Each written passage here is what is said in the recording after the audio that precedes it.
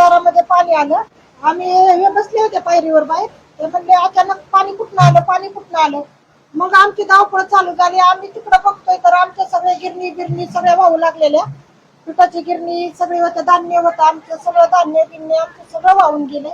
गॅसचे सिलेंडर, टाक्या, गॅस सगळं म्हणजे सगळं गेले.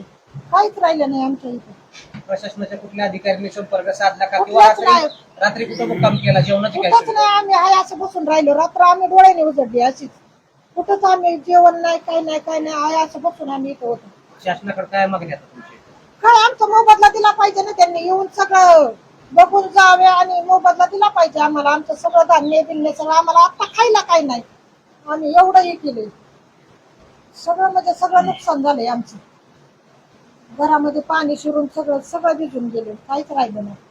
सिलेंडर ही सगळे गॅसच्या टाक्या बिक्या सगळं गेले. काहीच राहिलं नाही. राजेंद्र काटे काय दोनच्या सुमारात केली फुटला तो. काय पाणी एकदम आल्यामुळं सगळ्या ह्याच्यात गोट्यात पाणी गेलं. गोट्यातनं सरपण वाहून सगळं इकडे आलं. आमच्या चोप लागला तर सरपणाचा गाड्याला लागला. आम पाणी घरात शिरलं सगळ्यात. काय शासनाचा कुठला अधिकार कुणी आला नाही, काय नाही. इकडे कुणी डोकावलं सुद्धा नाही अजून बघायला. काय रात्री नेमका कुठं मुक्काम होता? रात्री आम्ही सगळ्यांनी एकाच जागा मुक्काम केला.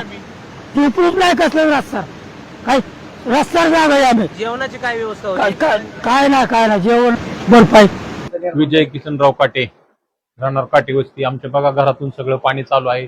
सगळं आमचं वाहून गेलेलं आहे. काहीच उपयोगी वस्तू काय राहिले नाही घरामध्ये. फ्रीज, टीव्ही, गॅस सिलेंडर, कपड्या लत्ता सगळं गेलेलं आहे. काही सुद्धा राहिलं नाहीये. आता स्वयंपाक करायचा म्हणलं तरी आम्हाला काही राहिलेलं नाही आता सध्या. काल रात्री काय कुठं राहण्याची व्यवस्था? राहिलोच नाही, झोपलोच नाही रात्रभर. हाय असं बसून राहिलोय आम्ही. अख्खी 50 माणसाची फॅमिली आमची सगळी बसून राहिलो. जेवलोच नाही रात्रभर अजून बी कुणी आलं नाही.